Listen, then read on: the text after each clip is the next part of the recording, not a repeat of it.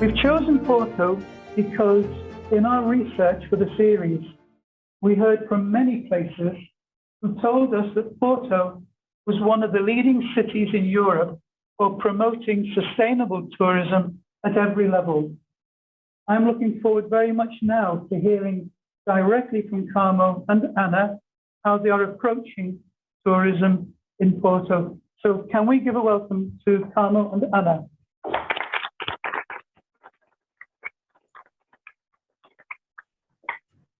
Hello, everyone.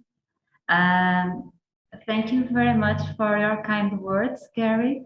It's an honor for us to be able to be here at this session and represent some of the measures that Porto has been implementing with the aim of becoming a more sustainable tourist destination. So I will begin with our presentation that we prepared for today, trying to summarize the main points that we would like to address. Let us share our screen.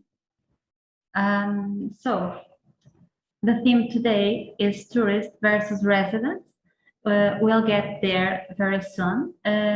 Before that, we would like to start by presenting briefly our city. Porto is strategically positioned between Europe, America, and Africa, so it's easily reachable by air, sea, or road. Our historical center is a UNESCO World Heritage Site since 1996. We are known for being a city where tradition and modernity are perfectly combined. We have received for 3 times the Best European Destination recognition. And we believe that these are some of the reasons why the demand of tourists for Porto has significantly increased in the last few years.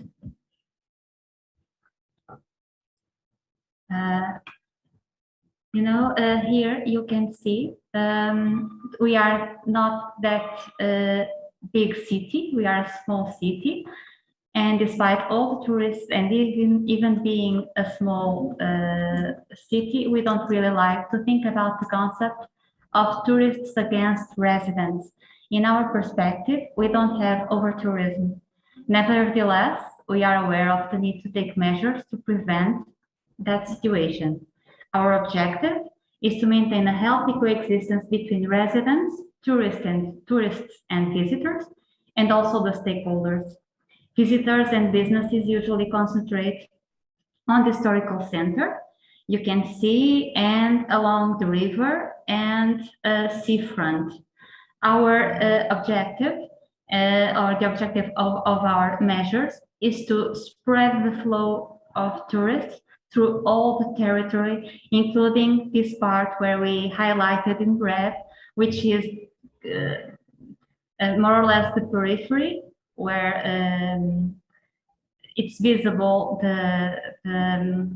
it's a more poor zone of the city with less demand, with less businesses working, with less tourists visiting. So our job is trying to create new points of interest to allow people to stay longer on the territory and enjoy it in a more authentic and complete way. Throughout the next slides, we will see what we have been doing. In this next one, you can see beautiful spots that are highlighted many times in different publications, which are also some of the unmissable visit points for our visitors.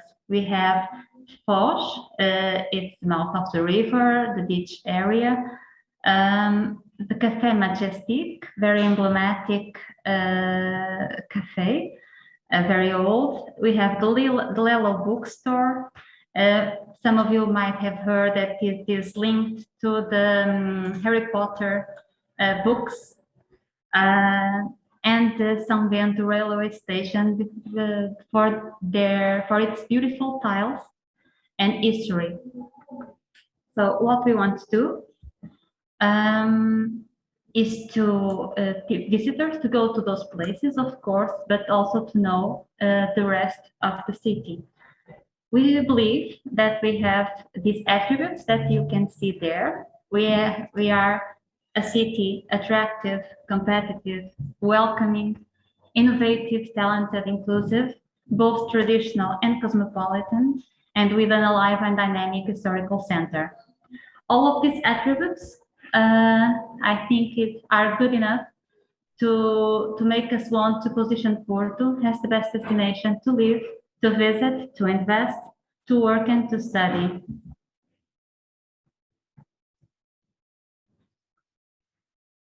We approach this ambition in a first phase through our management documents, essentially through the director plan, which defines the main strategies for the development of the city and stands the guidelines with a focus on present and future sustainability of the territory. It's most important to use rationally our resources and to assure that there is a balanced coexistence between residents, tourists, and other economic agents. Regarding the historical center, we have a specific document, which is a management and sustainability plan, which includes rehabilitation of the buildings, conservation and promotion of traditional businesses, repopulation of the area in order to protect the community's social-cultural identity, which passes by reintegrating former residents and installing new families. And we will monitor several indicators to learn about these measures' impacts.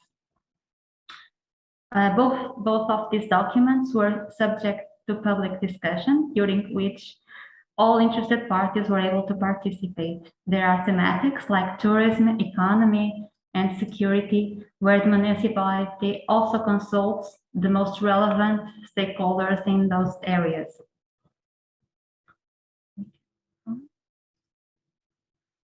Besides those main management instruments, we also developed a more specific ones regarding tourism activities. We have this local accommodation for some time. It was created in 2019 to contain the proliferation of local accommodation or tourist establishments in areas with high tourist affluence, such as the case of the historical center. After public discussion, it was not approved, and with COVID situation, the municipality decided to study a different document, which will be less prohibitive. The general idea is to give incentives to install new establishments in less overloaded areas. Regarding tourist transport and the Movida is the nightlife for us. Well, those two areas are also regulated, and these regulations were created to assure that these activities don't interfere with residents' daily life.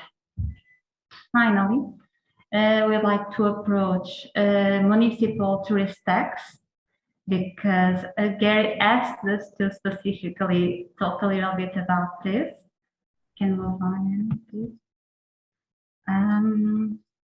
Well, the idea of the implementation of this tourist tax was based on the principle that those who visit and spend the night in the city should contribute to the city in a proportional way to their use.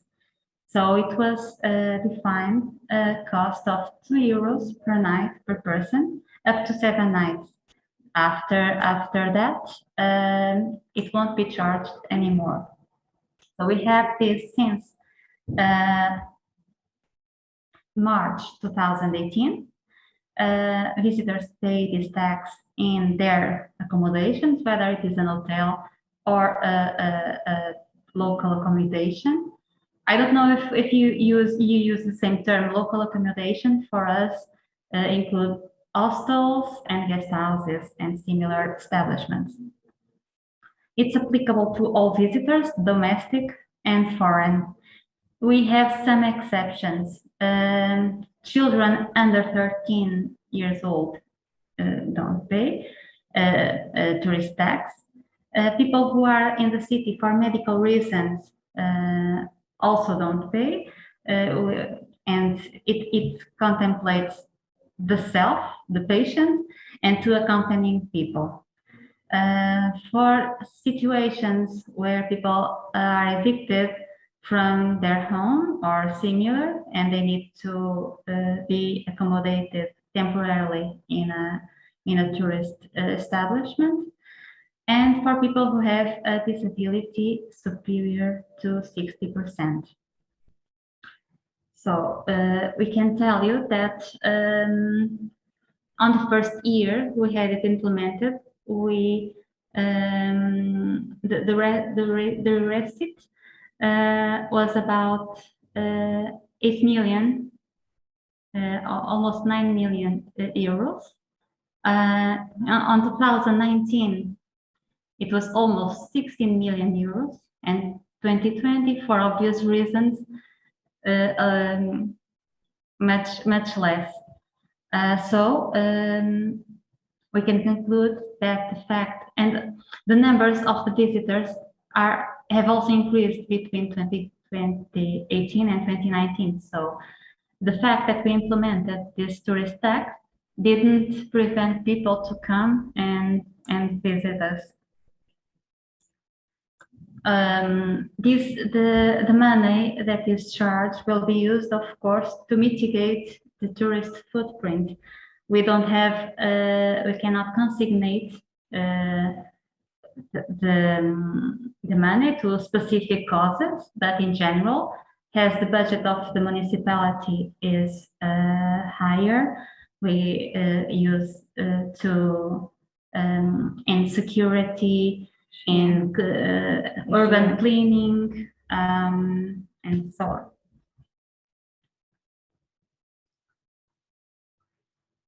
So one of the objectives, as we said before, is to spread tourist flows. Our guidelines are to decrease tourist load in the historical center, to reduce social, spatial, and economic asymmetries, to attract new investments to periphery, boost local traditional businesses, and to improve the quality of life. And how we pretend to do that? By creating or converting existing infrastructures and equipments, by improving accessibility, encouraging installation of tourist accommodation in the periphery, out of the historical center, out of downtown, where it is already overloaded, by creating new tourist itineraries, where we can conduct the visitors to the different and unknown places,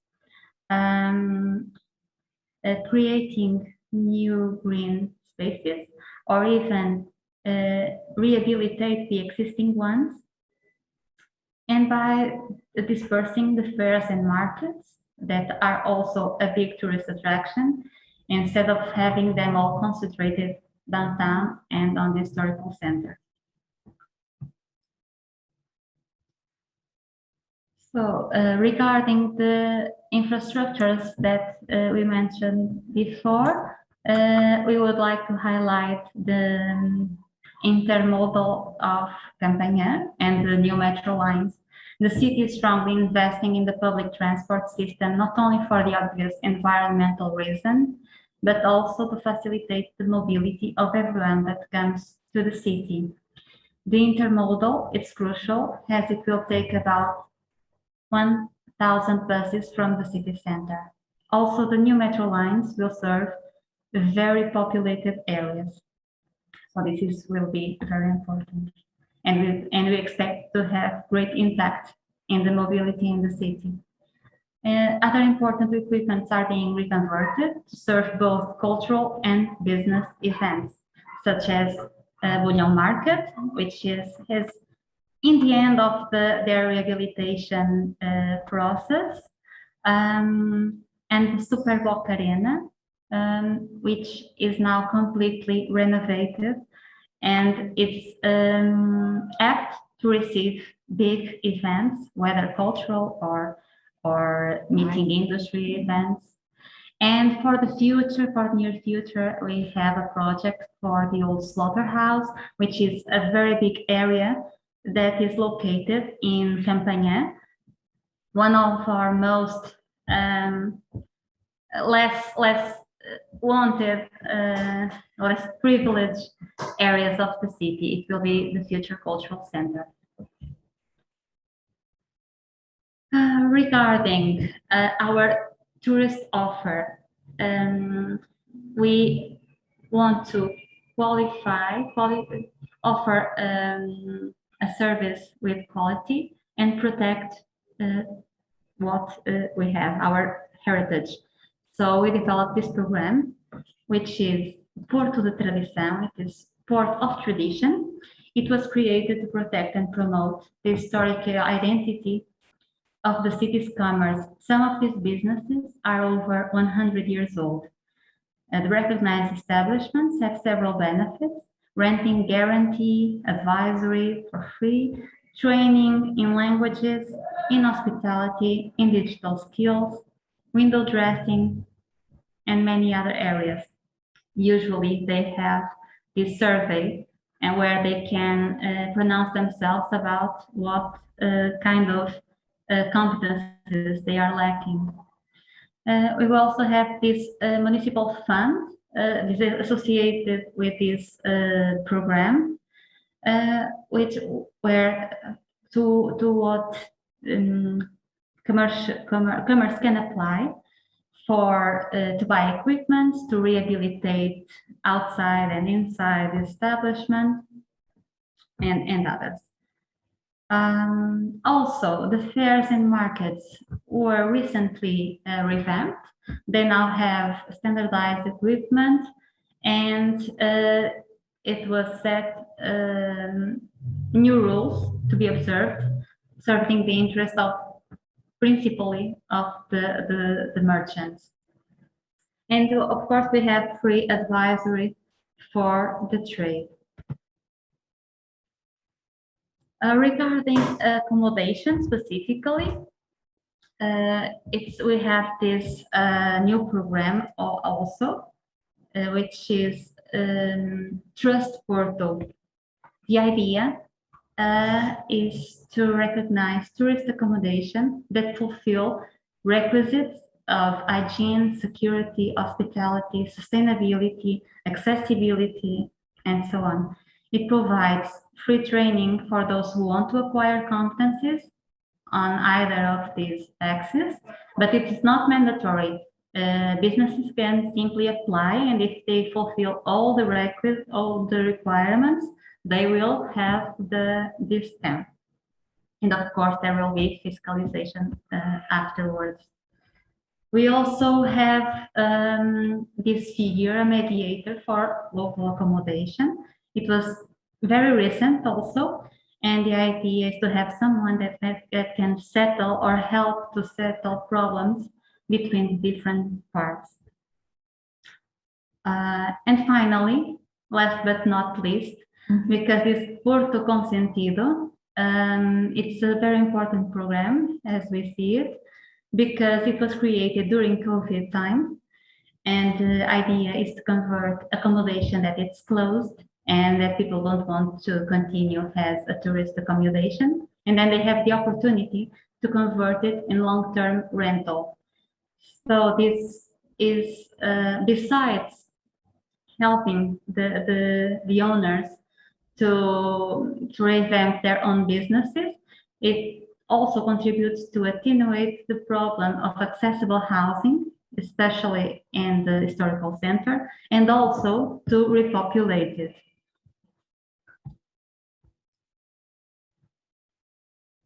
Okay, several measures in course to make mobility and accessibility easier for everyone, even those with reduced mobility or incapacity. As we said before, the municipality and the city in general, with other partners, has been strongly investing in public transport and in soft modes. We have now 55 kilometers of bicycle paths and 210 scooter bike sharing points. We have been privileging pedestrian mobility by limiting car and parking circulation, especially in historical center, but also in some streets downtown.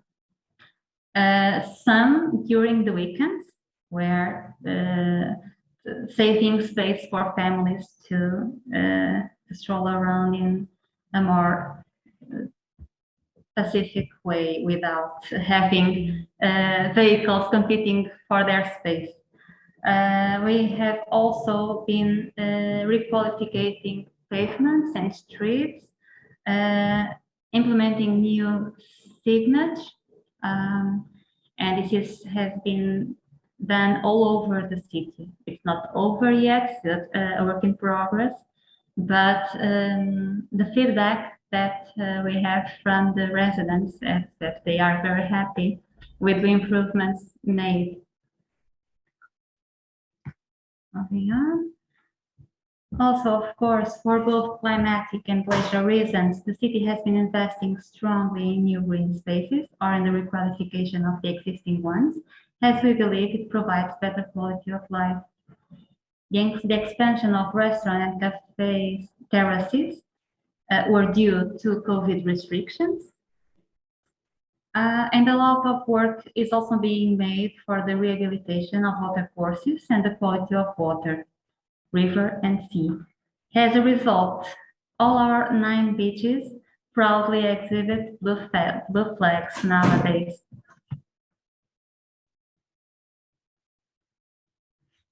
We monitorize our activity in different areas through different indicators. Annually, we produce the sustainability report. We recently implemented the Commerce Observatory, and we are working on the Tourism Observatory.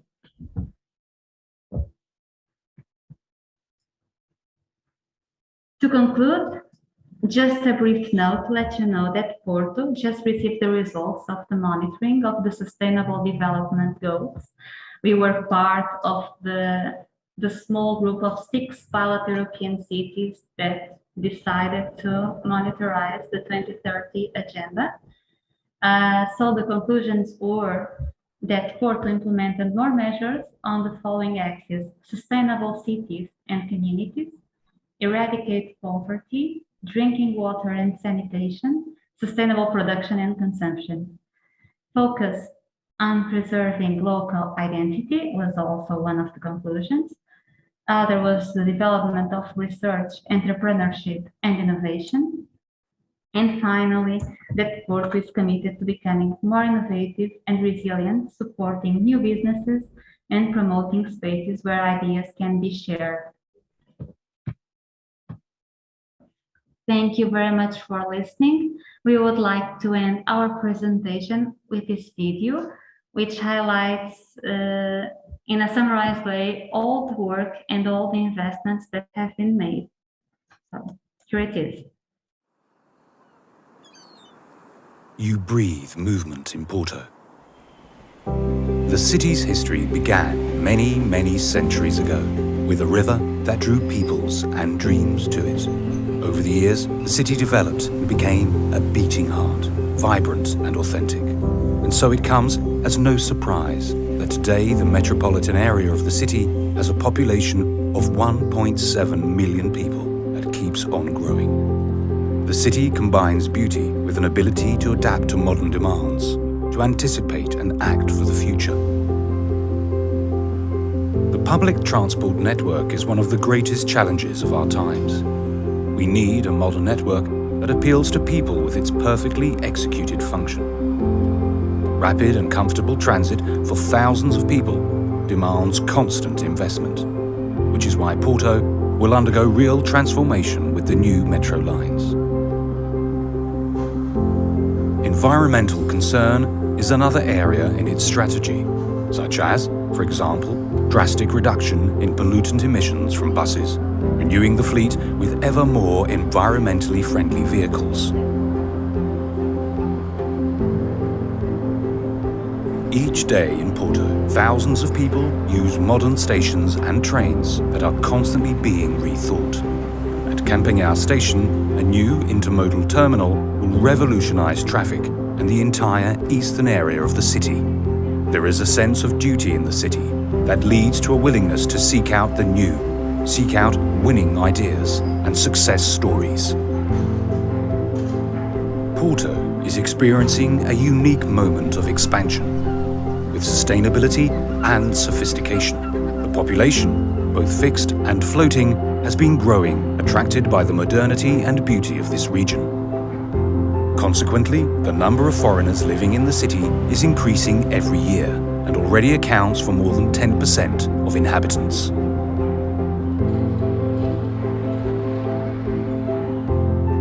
Commitment to the future of Porto must inevitably include our youth, who have the opportunities and support to achieve their dreams, with special rates for students and with residents aged 15 or younger using the city's public transport absolutely free of charge.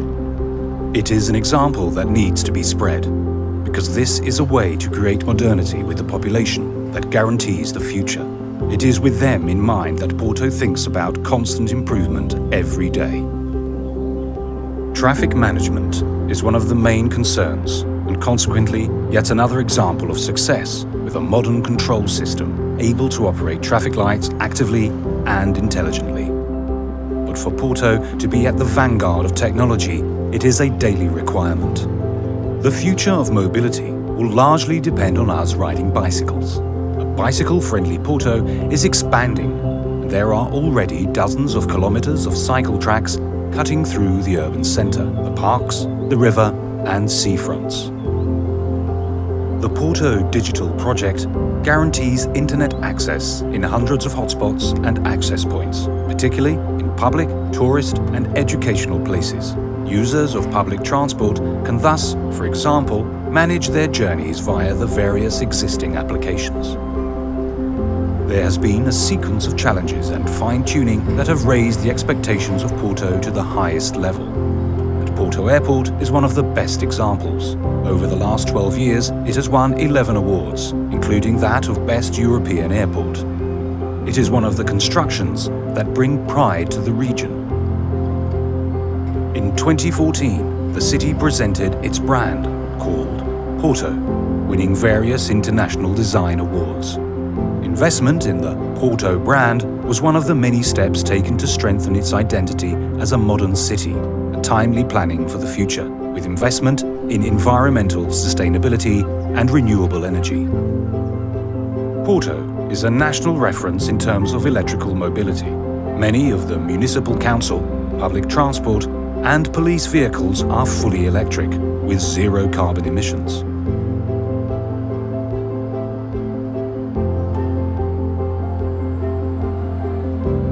Porto is a platform between continents and markets.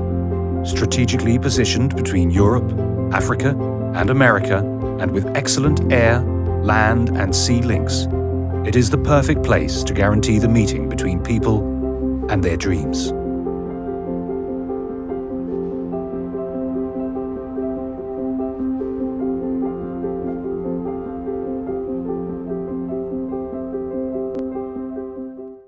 That was really lovely, refreshing, I'd say inspirational. Porto is a city I've not visited, but certainly following your presentation, I would very much like to go and spend some time in Porto.